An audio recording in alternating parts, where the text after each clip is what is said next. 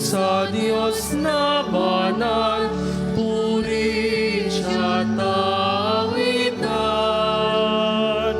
Kanyang kaluwalhati ay ihayag sa ating tuwa't kagalakan.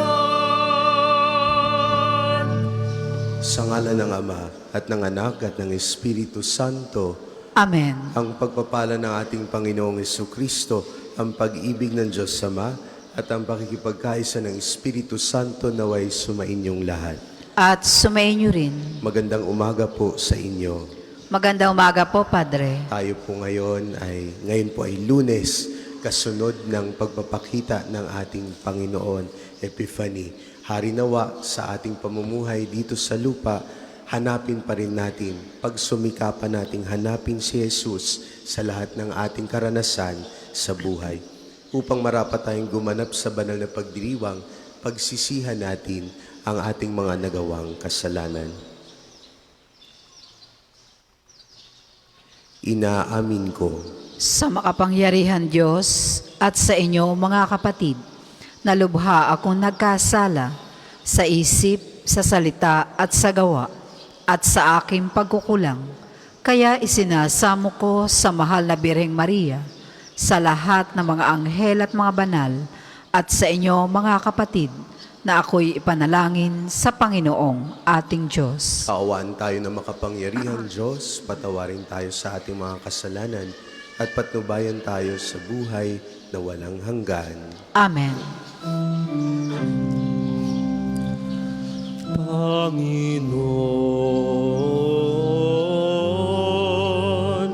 kawan mo kami. O Panginoon, kawan mo kami. O Kristo, kawan mo kami. O Kristo, kawan mo kami. Panginoon, kawan mo kami. Panginoon, kawan mo kami. Manalangin tayo. Ama namin makapangyarihan, silayan nawa ng iyong dakilang pag-ibig ang aming kalooban upang kami ay makabagtas sa dilim ng daigdig at makasapi sa liwanag ng iyong piling. Sa pamamagitan ng Jesucristo, kasama ng Espiritu Santo, magpasawalang hanggan. Amen.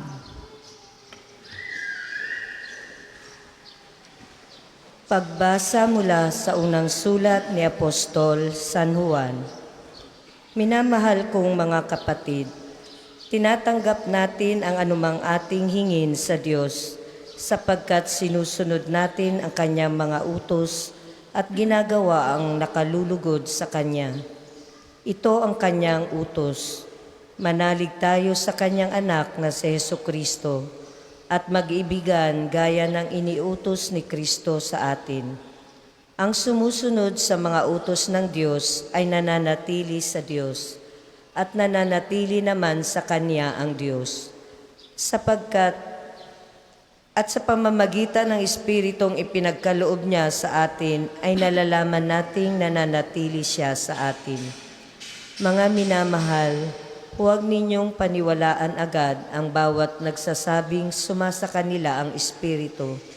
Sa halip ay subukin ninyo upang malaman kung mula sa Diyos ang Espiritong sumasa kanila, sapagkat marami ng bulaang propeta ang lumitaw sa sanlibutan. Ito ang pagkakilanlan kung sino ang kinaroroonan ng Espiritu ng Diyos. Ang nagpapahayag na si Jesucristo ay naging tao ay siyang kinaroroonan ng Espiritong mula sa Diyos. Subalit, Ang hindi nagpapahayag ng gayon tungkol kay Jesus ay hindi kinaroroonan ng Espiritong mula sa Diyos. Ang espiritu ng Antikristo ang nasa kanya. Nasabi na sa inyong ito'y darating at ngayon nga'y nasa sanlibutan na.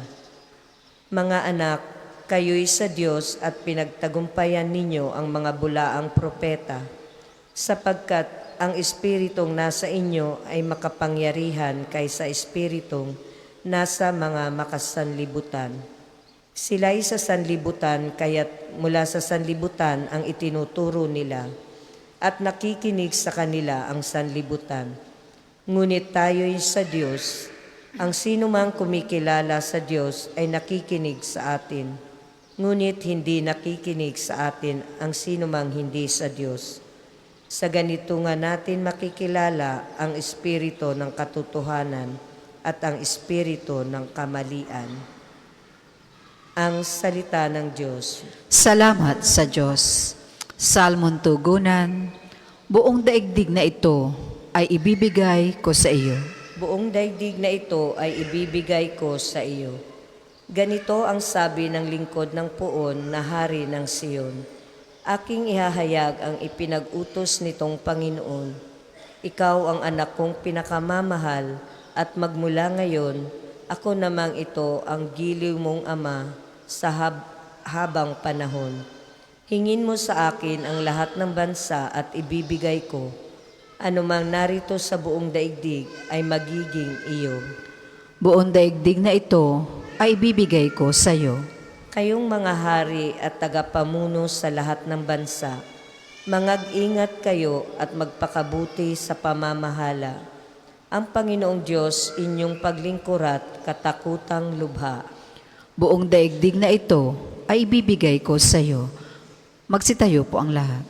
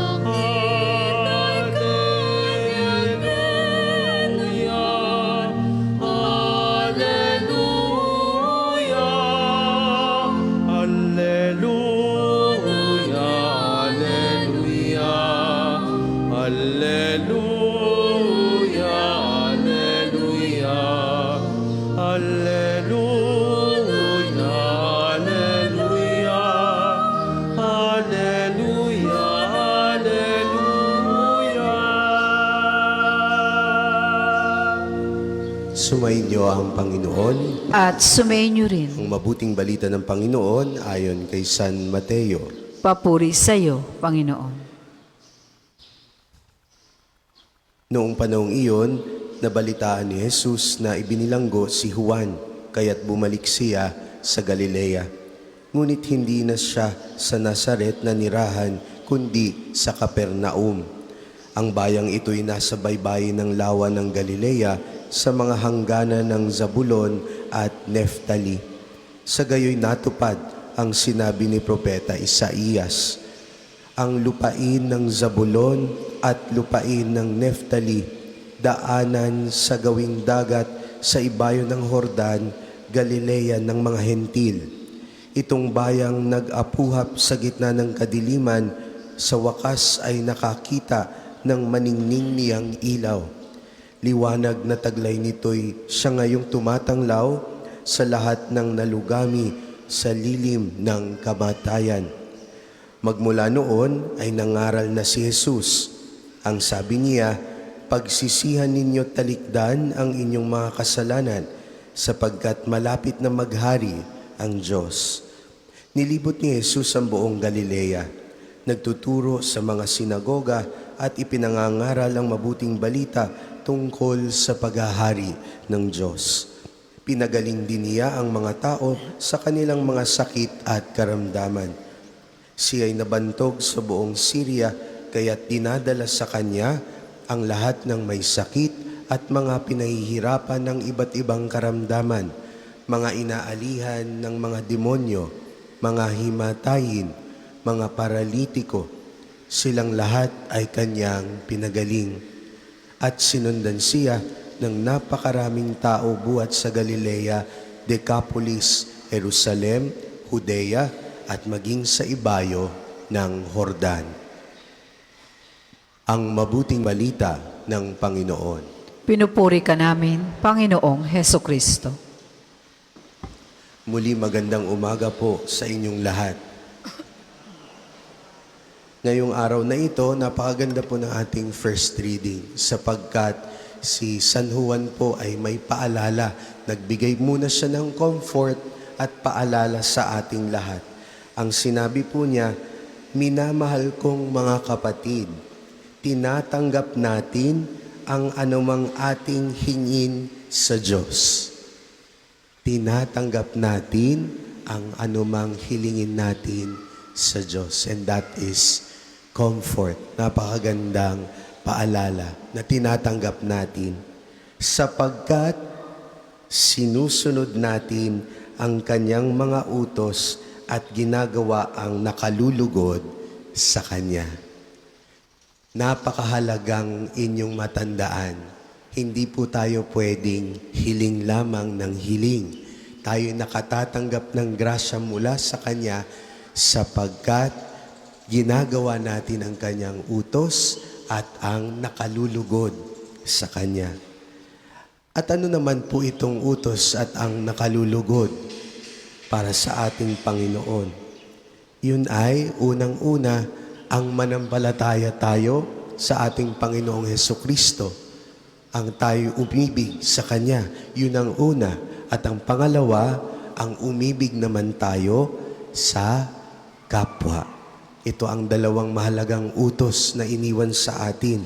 At ito po ang pinaka-core, ito ang pinaka-puso ng ating paniniwala, pananampalataya at pag-ibig.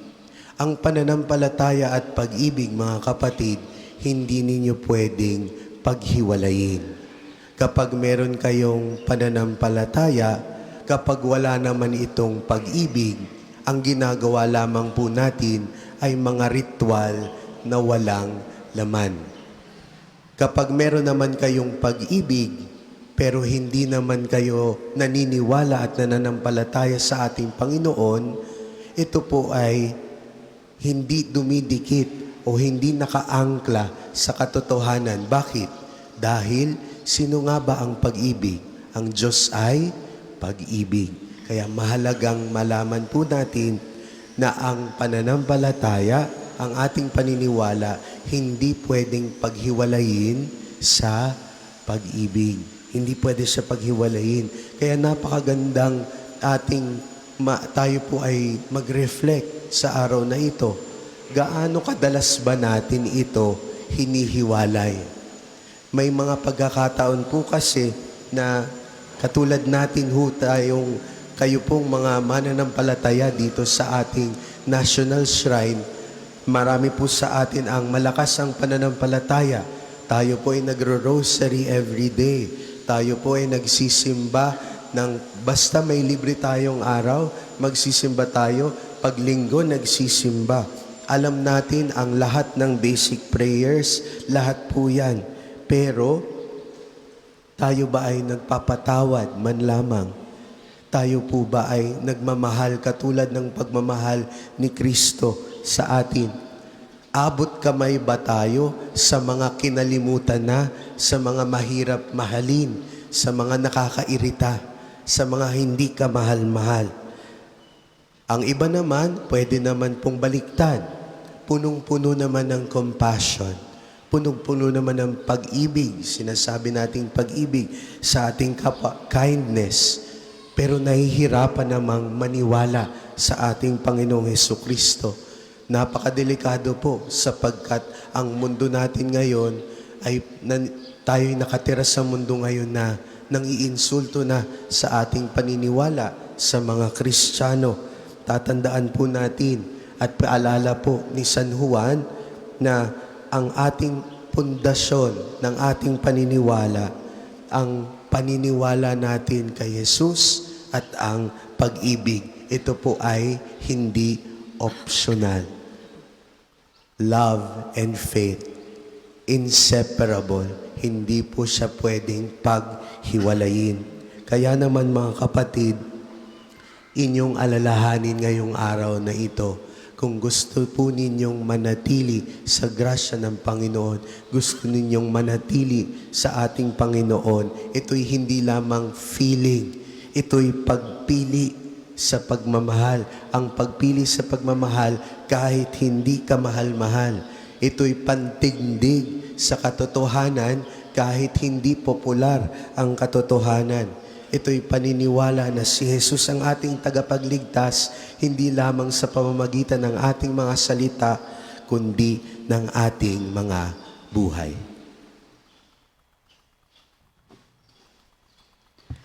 Para po sa maghahandog ng sobre, pakihulog na lamang po sa buslo.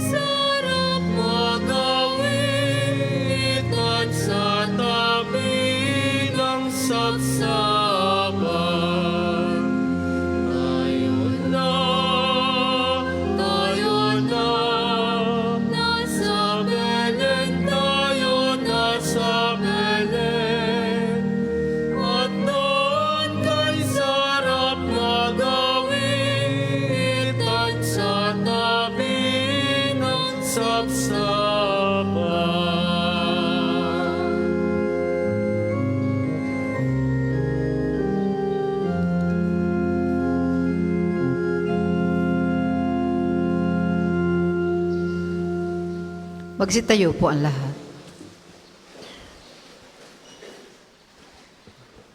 Manalangin kayo mga kapatid upang ang paghahain natin ay kalugdan ng Diyos Ama makapangyarihan. Tanggapin nawa ng Panginoon itong paghahain sa iyong mga kamay, sa kapurihan niya at karangalan, sa ating kapakinabangan at sa buong sambayanan niyang banal. Ama naming lumikha, tanggapin mo ang mga alay upang maganap ang pagpapalitan ng iyong kaloob at ng aming handog sa aming paghahain na iyon na ring ibinigay para kami maging marapat na iyong paunlakan sa pamamagitan ni Jesucristo kasama ng Espiritu Santo magpasawalang hanggan. Amen. Sumainyo ang Panginoon. At sumainyo rin. Itaas sa Diyos ang inyong puso at diwa. Tinaas na namin sa Panginoon. Pasalamatan natin ang Panginoong ating Diyos. Marapat na siya ay pasalamatan. Ama naming makapangyarihan, tunay ngang marapat na ikaw ay aming pasalamatan sa pamagitan ni Jesucristo na aming Panginoon. Sa katauhan ng iyong isinugong Mesiyas, nahayag sa amin ang katuparan ng iyong balak. Ngayon ngay iyong ipinakikita sa tanan ang liwanag na tumatanglaw sa sangkatauhan. Sa pagpapahayag ng anak mong ginigiliw na siya ay hindi naiiba sa amin, minarapat mong sa pagkatao nami magningning ang kariktan ng kadakilaan niyang di magmamaliw. Kaya kaisa ng mga anghel na nagsisiawit ng papuri sa iyo, nang walang humpay sa kalangitan, kami nagbubunyi sa iyong kadakilaan. Santo, Santo, Santo, ang Panginoong Diyos na makapangyarihan, ang Diyos ng mga hukbo. Lupa't langit ay napupuno ng kadakilaan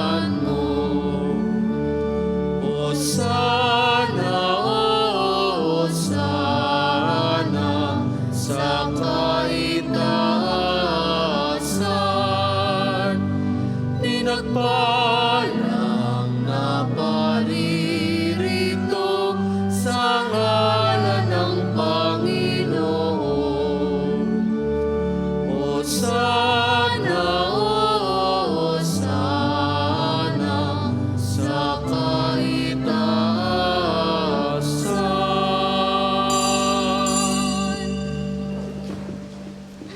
Ama naming banal, ikaw ang bukal ng tanang kabanalan, kaya't sa pamamagitan ng iyong Espiritu, gawin mong banal ang kaloob na ito upang para sa amin maging katawan at dugo ng aming Panginoong Hesukristo. Bago niya pinagtiis ang kusang loob na maging handog, hinawakan niya ang tinapay, pinasalamatan kaniya, pinaghati-hati niya iyon, iniabot sa kanyang mga alagad at sinabi, "Tanggapin ninyong lahat ito at kanin. Ito ang aking katawan na ihahandog para sa inyo."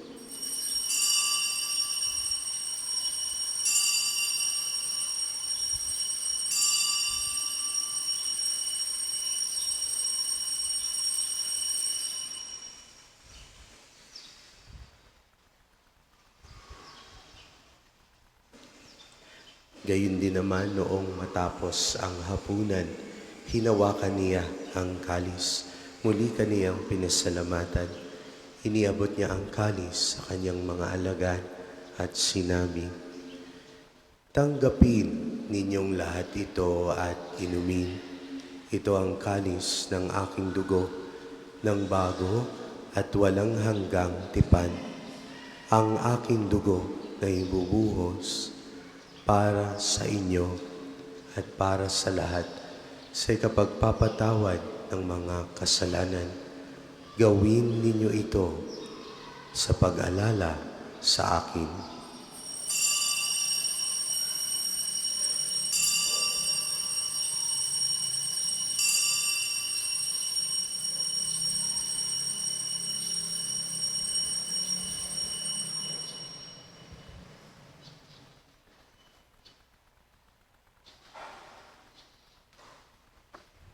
Ipagbunyi natin ang misteryo ng pananampalataya. Si Kristo'y namatay, si Kristo'y nabuhay, si Kristo'y babalik sa wakas ng panahon. Ama, ginagawa namin ngayon ang pag-alala sa pagkamatay at muling pagkabuhay ng iyong anak, kaya tiniaalay namin sa iyo ang tinapay na nagbibigay buhay at ang kalis na nagkakaloob ng kaligtasan. Kami nagpapasalamat dahil kami yung minarapat na tumayo sa harap mo para maglingkod sa iyo. Isinasamo namin kaming magsasalo-salo sa katawan at dugo ni Kristo ay mabuklod sa pagkakaisa sa pamamagitan ng Espiritu Santo. Hamalingapin mo ang iyong simbahang laganap sa buong daigdig. Puspusin mo kami sa pag-ibig kay San Leon na aming Papa at ni Gilbert na aming Obispo at ng Tanang Kaparian. Alalahanin mo rin ang mga kapatid naming nahimlay nang may pag-asang sila'y muling mabubuhay, gayon din ang lahat ng mga pumanaw. Kaawaan mo sila at patuloyin sa iyong kaliwanagan. Kaawaan mo at pagindapatin kaming lahat na makasalo sa iyong buhay na walang wakas. Kaysa ng mahal na Biring Maria na ina ng Diyos, ni San Jose ang kanyang kalinis-linis ang esposo, kaysa ng mga apostol at ng lahat ng mga banal na namuhay dito sa daigdig ng kalugod-lugod sa iyo, may pagdiwang nawa namin ang pagpupuri sa ikararangal mo sa pamamagitan ng iyong anak na aming Panginoong Hesukristo. Sa pamamagitan ni Kristo kasama niya at sa Kanya, ang lahat ng parangal at papuri ay sa iyo, Diyos Ama makapangyarihan, kasama ng Espiritu Santo, magpasawalang hanggan. Amen. Amen.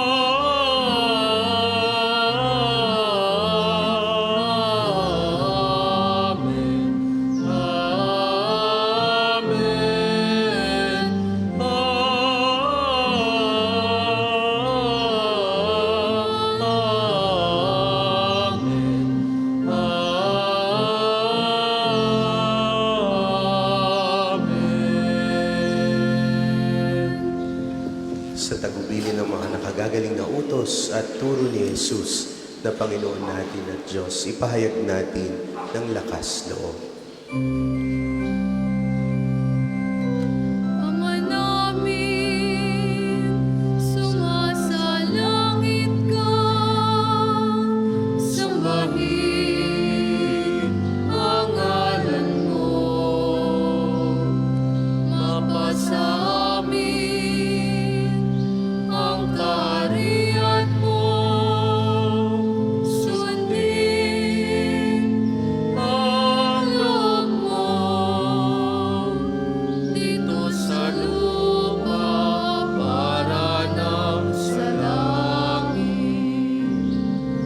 Bigyan mo kami ngayon ng aming kakanin sa araw-araw,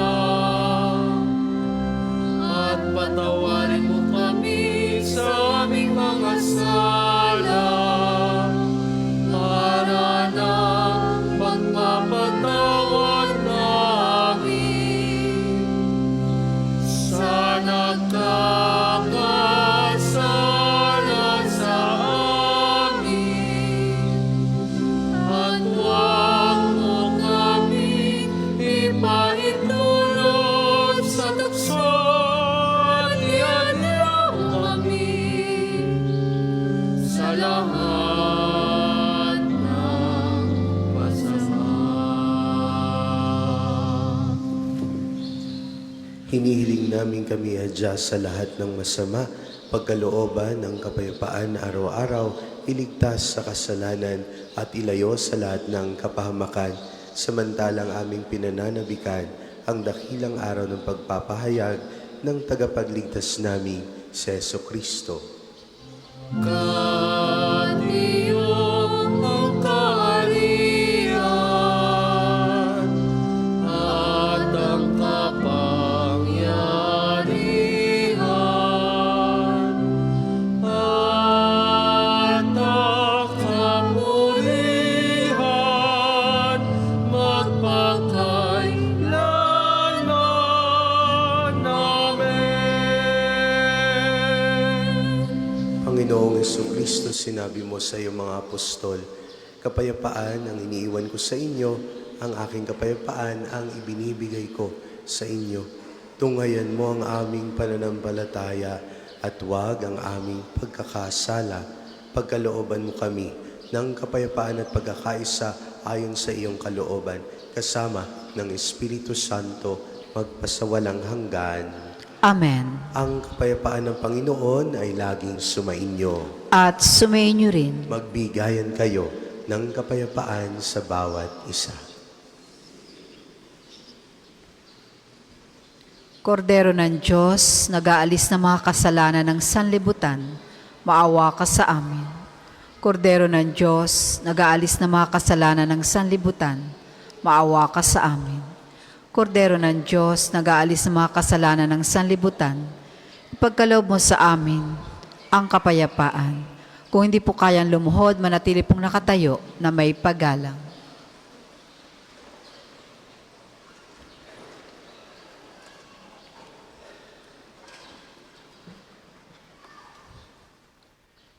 Ito ang kordero ng Diyos.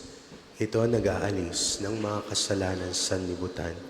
Mapapalad ang mga inaanyayahan sa kanyang piging.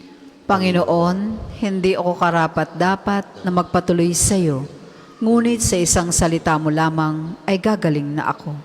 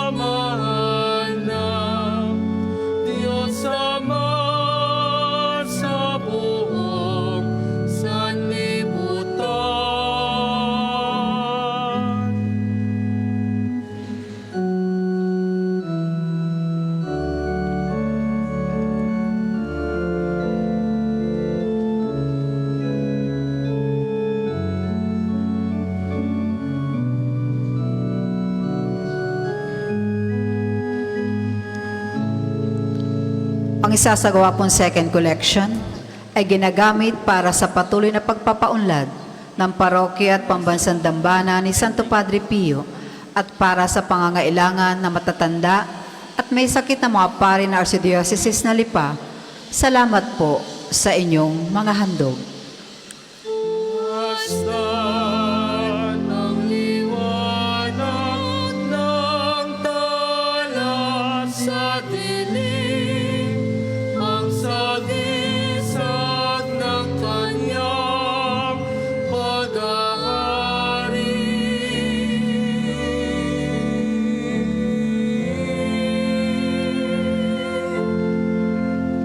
May ligaya sa bawat ngiti ng tao.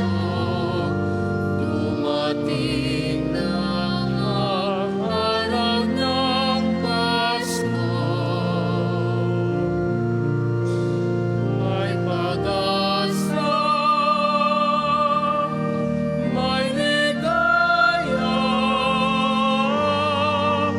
may liwanag ang araw ng Pasko. May liwanag ang araw ng Pasko.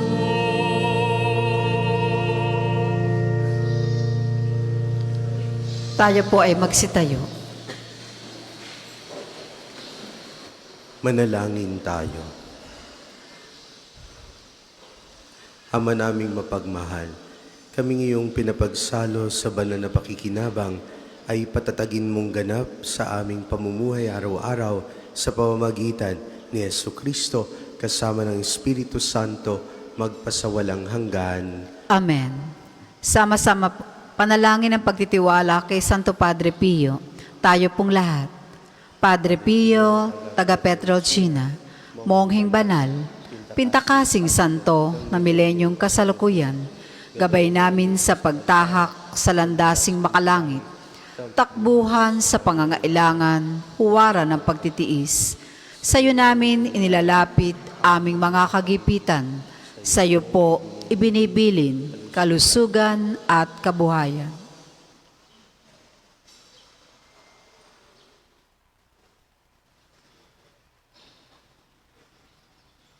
Di man karapat-dapat, kami po ay pagbigyan, bendisyonan at basbasan, maging ganap sa buhay.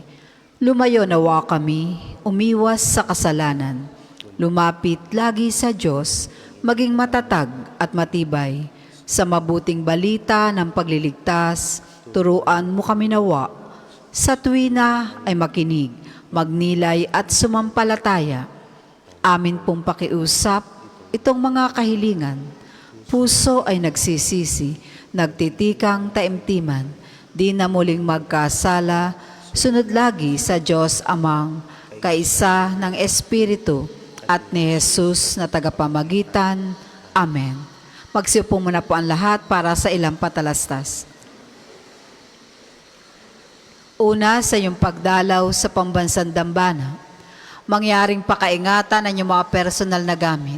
Hangad namin ang isang matiwasay at maayos na pagbisita sa National Shrine.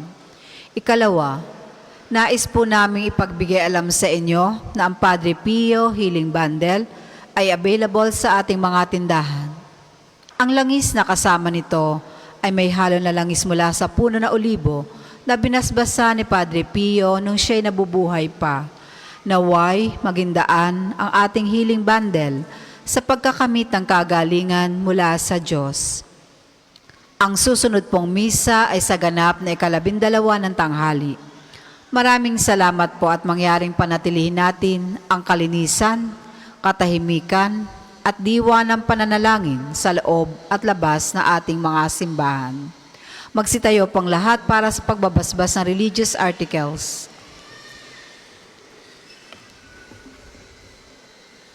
Mga kapatid, manalangin tayo sa Diyos sa makapangyarihan upang tayo ay maging kawangis ni Kristo sa taimtim na pagdalangin sa tulong ng mga larawan at dasalan.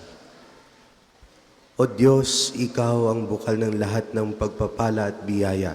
Ibuhos mo ang iyong bendisyon sa mga gamit na ito sa pananalangin, mga rosaryo, imahen, dasalan na nagpapaalaala ng iyong kabutihan, kabanalan at pagmamahal sa amin, upang ang lahat na dumulog at magdasal gamit ang mga ito ay magtamo ng iyong awa at biyaya. Loobin mong tularan namin ang kabanalan at aral ni Kristo at ng mga santo magpasawalang hanggan. Amen. Amen. Ama namin, sumasalangit ka, sambahin ang ngalan mo, mapasamin ang kaharian mo, sundin ang loob mo dito sa lupa para ng sa langit. Bigyan mo kami ngayon ng aming kakanin sa araw-araw at patawarin mo kami sa aming mga sala para ng pagpapatawad namin sa nagkakasala sa amin. At huwag mo kaming ipahintulot sa tukso at iadya mo kami sa lahat ng masama. Amen. Aba, Ginoong Maria, napupuno ka ng grasya. Ang Panginoon Diyos ay sumasa iyo. Bukod kang pinagpala sa babaeng lahat, at pinagpala naman ang iyong anak na si Jesus. Santa Maria, Ina ng Diyos, panalangin mo kaming makasalanan, ngayon at kung kami mamamatay. Amen.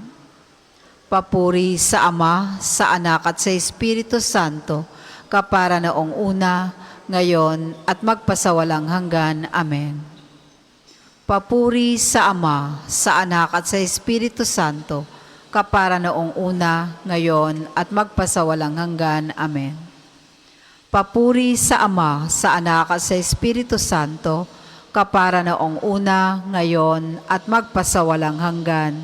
Amen.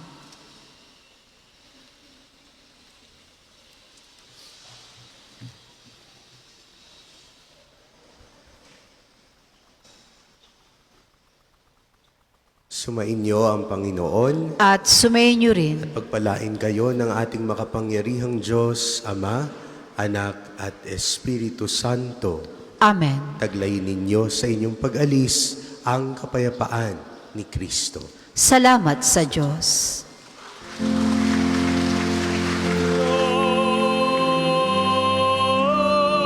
Gloria in excelsis Deo. Gloria in excelsis Deo.